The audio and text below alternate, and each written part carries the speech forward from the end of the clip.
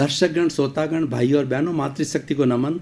खास, विशेष, मनमोहक, हम एक अच्छा इंसान बनाने वाला, हमारे रोम रोम को पुलकित करने वाला और हमारे शरीर के हर जगह प्रसन्नता देने वाला, आनंद से सरोबार करने वाला और अच्छे अच्छे संस्कार देने वाला, बच्चों को, युवाओं को, युवतियों को और बुज़ुर्गों को सभी अच्छे बने, अच्छी सोच वाले बने और हिल मिल करके रहें। क्योंकि मनुष्य जीवन हमें शांति के लिए मिला है, प्रेम के लिए मिला है, सद्भावना के लिए मिला है और परोपकार के लिए मिला है। तो वो कैसे प्राप्त हो, ये सारी बातें कार्यक्रम के अंदर बताई जाती है। जीवन निर्माण की बातें कार्यक्रम में बताई जाती है। इसी क्रम में आज हम कहाँ से आए और कैसे आते हैं, हम इस सृष्टि में हम कैसे जन्म लेते हैं, बड़ा इंटरेस्टिंग विषय लेकर के आपके सामने प्रस्तुत हो रहे हैं और उम्मीद करते हैं आपको ये बहुत अच्छा लगेगा। तो आज का हमारा विषय है जैन दर्शन में जीवन की उत्पत्ति। भाई और बहनों, दर्शकगण, श्रोतागण, क्या आपने कभी सोचा है कि हम कैसे आए इस दुनिया के अंदर? और 84 लाख जीवा योनि को हर धर्म मानता है। पूरा यूनिवर्सल जो लॉ है, जो यूनिवर्सल रिलीजन के जो जितने भी धर्म हैं, सभी 84 लाख जीवा योनियों को मानते हैं। यानी वो उत्पत्ति स्थान है, वो बर्थ प्लेसेज है जहाँ पर कि एनिमेट्स, चेतन आत्माएं जन्म लेती है। वो कैसे जन्म लेती है, वो और उनका क्या क्लासिफिकेशन है, वो आज हम आपको सांगो पांग बताने की कोशिश करेंगे। कि देखिए, सबसे पहले तो ये होती है कि हमारी शुद्ध आत्मा है, वह शुद्ध आत्मा मुक्ति में रहती है। लेकिन हम बद्ध आत्मा है, बद्ध आत्मा वह होती है जो शरीर सहित होती है। तो ये बद्ध आत्मा 84 लाख जीवा योनि में नरक गति, तिर्यंज गति, मनुष्य गति, देव गति, 4 गतियों में रोटेट करती है। जैसे कि रेलवे के जो गोले रोटेट करते हैं सिग्नल देने के लिए, उसी तरीके से रोटेट करते हैं। और रोटेट होने के बाद के अंदर जब मुक्ति को चला जाता है तो गोला अलग हो जाता है, वह जीव अलग हो जाता है, फिर वापस जो है ये 84 लाख जीवा योनि के अंदर नहीं भटकता है। और 84 लाख जीवा योनि में जन्म क्यों होता है? अज्ञानता के कारण होता है। और सबसे बड़ा दुख का कारण क्या है कि पुनः पुनः जन्म लेना सबसे बड़ा दुख का कारण है। आपने भी महसूस किया होगा कि माँ के गर्भ के अंदर 9 महीने हम उल्टे लटकते हैं। माँ का खट्टा मीठा खून, उसका हम स्वाद करते हैं, इतनी गर्मी लगती है, इतनी गंदगी होती है, 9 महीने हम सबको बर्दाश्त करनी पड़ती है। उस वक्त हम ईश्वर से जो है प्रार्थना करते हैं, हे ईश्वर मुझे शीघ्र बाहर निकाल और मैं भविष्य के अंदर कोई भी जो है कुकृत नहीं करूँगा। यानी मैं जन्म मरण की श्रृंखला से मुक्त होना चाहता हूँ। वह भीतर जीव जो है भीतर ईश्वर से प्रार्थना करता है, लेकिन 9 महीने तक उसको गर्भ में रहना होता है। तो इस तरीके से जीव की उत्पत्ति होती है। नहीं, आत्मा मतलब एक आत्मा शरीर को छोड़ करके दूसरे शरीर में कैसे जाती है? 3 चीज़ें साथ में जाती है। आत्मा तो मूल है ही है, और उसके साथ में लिंग शरीर होता है, कार्मण शरीर होता है, और इसको कॉजल बॉडी कहा जाता है, जो कि हमारे किए गए डीड्स का, कर्मों का, सुकृत कुकृत का, पुण्य का, पाप का जो पुलिंदा होता है, वेयर हाउस होता है, स्टोर होता है, वह साथ रखती है आत्मा। पीछे कोई छोड़ के नहीं जाती है। हर क्षण अनादि अनंत काल से कार्मण शरीर आत्मा के साथ है, घटता रहता है, बढ़ता रहता है, और ये मासलेस पार्टिकल है। अब आप कहेंगे कि सारी चीज़ अमूर्त दिखाई नहीं देती है और इतना बड़ा जन्म जन्मांतर का है, तो बड़ी विचित्र बात है कि ये चतुस्पर्शी होते हैं, मासलेस पार्टिकल, पुद्गल होते हैं, लेकिन उसका कोई भार नहीं, कोई वजन नहीं है और हमेशा साथ में रहते हैं। ये पौद्गलिक होते हैं, कार्बन शरीर। इसमें गहराई में नहीं जाना चाहता हूँ, बड़ा विषय है। और एक होता है, ये 2 चीज़ें इसके आत्मा के साथ जुड़ी हुई रहती है, आत्मा और कार्बन शरीर। अब सवाल ये है कि दोनों जो है ये निष्क्रिय है, न तो वेयर हाउस अपने आप जा सकता है, न आत्मा जा सकती। इनको धक्का लगाया जाता है, इनको इनर्शिया दिया जाता है। वो इनर्शिया दिया जाने वाला हमारा तेजस शरीर है। वो तेजस शरीर धक्का देता है और एक जन्म से छोड़ करके, जैसे गीता में कहा गया है कि जीर्ण शीर्ण कपड़ा छोड़ करके आत्मा, जीर्ण शीर्ण कपड़ा मनुष्य छोड़ता है और नया कपड़ा धारण करता है, उसी तरह से जीर्ण शीर्ण शरीर को छोड़ करके आत्मा दूसरे अपने कर्मों को भुगतने के लिए, इस शरीर में इतने ही कर्मों का भुगतान था, वो पूरा होने के बाद में दूसरे नए शरीर में जो कर्म उन्होंने यहाँ पर जैसे कॉजेज डाले हैं, कर्म बीज डाले हैं, वो भुगतने के लिए दूसरे जन्म के, दूसरे माँ के पेट के अंदर जन्म लेता है। ये तीनों चीज़ें साथ जाती है और अधिकतम 4 समय, यानी वो अनकाउंटेबल टाइम, इतना सूक्ष्म समय, अगर हम पलक झपते हैं उसमें से कई समय निकल जाते हैं, यानी अति सूक्ष्म समय के अंदर आत्मा एक शरीर को छोड़ के दूसरा शरीर के अंदर जाकर के जन्म ले लेती है और वो जन्म, और जब तक अगला रिजर्वेशन नहीं होता यहाँ से जा नहीं सकती, यानी आयुष्य कर्म का जो बंध उसको नए जन्म का इसी जन्म के अंदर करना पड़ेगा। और ऐसा कहा जाता है कि जिस लेश्या में जीव मरता है उस लेश्या में जन्म लेता है, अंत मति सो गति, यानी जारी लास्ट के अंदर इसका जो है आयुष्य कर्म का कैलकुलेशन 8 चांस मिलते हैं आयुष्य कर्म बंधन के, लेकिन अगर 7 बार के अंदर आयुष्य का बंधन नहीं हुआ तो लास्ट अंतिम समय के अंदर जब इस आत्मा को छोड़ के अन्य शरीर में जाना होता है, तो जैसे उसके भाव होते हैं, जैसे उसके विचार होते हैं, उसके अनुरूप ही वो अगली गति के अंदर जन्म लेता है, अलग स्थान में जन्म लेता है। तो इस तरीके से जन्म लेता है। और ये सारे जन्म को 4 भागों के अंदर बांटा गया है, अंडज, पोतज, समूर्छिम और उसके बाद के अंदर जो है गर्भज। देखिए, जो समूर्छिम को मैं पहले लेता हूँ, एकेंद्रिय, द्वेंद्रिय, त्रियेंद्रिय, चतुरेंद्रिय, पंचेंद्रिय, 5 इंद्रिय वाले जीव होते हैं। एकेंद्रिय वाला जीव होता है, केवल एक इंद्रिय होती है, केवल शरीर होता है, जैसे कि सारा स्थावर है, वो जिस पृथ्वी का है, अप का है, तेजस का है, वायु का है, वनस्पति का है, और त्रश का है के अंदर एक शरीर वाले जीव होते हैं, अमीबा वगैरह जो है वायरस होते हैं, वो केवल उनके एक शरीर होता है। स्पर्शन, रसन, जिन प्राणियों के जैसे लट है, गिंडोला है, उनके 2 इंद्रियां होती है, शरीर भी होता है, रसन भी होता है, रस से वो भोजन ग्रहण करते हैं, जीभ होती है तो उसको रसन बोलते हैं। और 3 इंद्रिय वाले जो जीव होते हैं, वो उसके अंदर जैसे जो है वो 3 इंद्रिय वाले जीव के अंदर छोटे छोटे जीव होते हैं, जिसके अंदर स्पर्शन, रसन, घ्राण, यानी जैसे चींटी है तो उसकी घ्राण शक्ति होती है, और इतनी तेज घ्राण का मतलब सुगंध होती है कि चींटी दूर से अगर कोई खाने की चीज़ उसको सुगंध आ जाती है, और चींटियों का नाला, चींटियों की लाइन वहाँ तक चले उसको खोज लेती है। चींटी की घ्राण शक्ति बहुत तेज होती है। त्रिंद्रिय जीव होता है, स्पर्श, रसन, घ्राण। और चक्षु, जिसके 4 इंद्रिय होती है, मक्खी है, मच्छर है, जिसके क्या आँख भी एक जुड़ जाती है, 3 पहले वाली और चौथी आँख, यानी वो देख सकती है।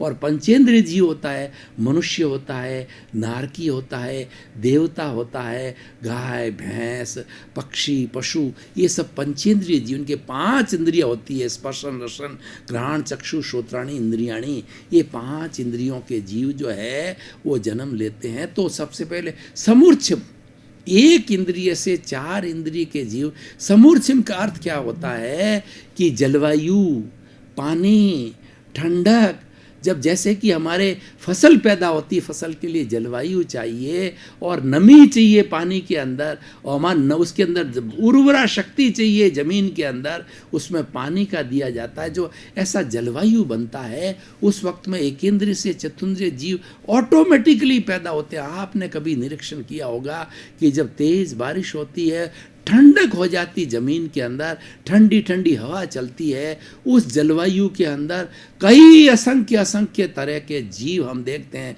लाल रंग के, पीले रंग के, काले रंग के, और जितने कितने जीव हम जो है बारिश के दिनों के अंदर देखते हैं। सारे चतुर्ंद्रिय, एकेंद्रिय से चतुर्ंद्रिय समूर्छम जीव जो है ऑटोमेटिकली जलवायु के साथ में द्रव्य, क्षेत्र, काल, भाव, उस जलवायु के अनुरूप वो जन्म ले लेते हैं। उसके नर और मादा, उसको कहीं गर्भ में नहीं रहना पड़ता है, ये ऑटोमेटिकली हो जाते हैं। जैसे टिड्डी है, तो टिड्डी क्या होती है कि जब बारिश होती है तो बारिश के दिनों के अंदर ज़मीन को फाड़ करके ज़मीन के भीतर से टिड्डी दल निकलता है। ये भी समूर्छन जीव हो जाता है, जिसके लिए नर मादा के कोई आवश्यकता नहीं होती जन्म लेने की। बड़ी विचित्र बात है। और दूसरा जो है, अब इसके बाद में पंचेंद्रिय जीव आते हैं। अंडज, अंडे से पैदा होते हैं, जैसे कि मुर्गी है और आपका मोर है और हाथी है, घोड़ा है। और ये अंडज के अंडे से पैदा होने वाले जैसे मोर है, पक्षी है, सारे जो है अंडे से पैदा होते हैं। कबूतर है, ये अंडे से पैदा होने वाले अंडज पंचेंद्रिय जीव कहलाते हैं। और उसके बाद के अंदर होता है पोतज। पोतज का अर्थ होता है कि जो नरक गति के जीव होते हैं और देवता के जीव होते हैं।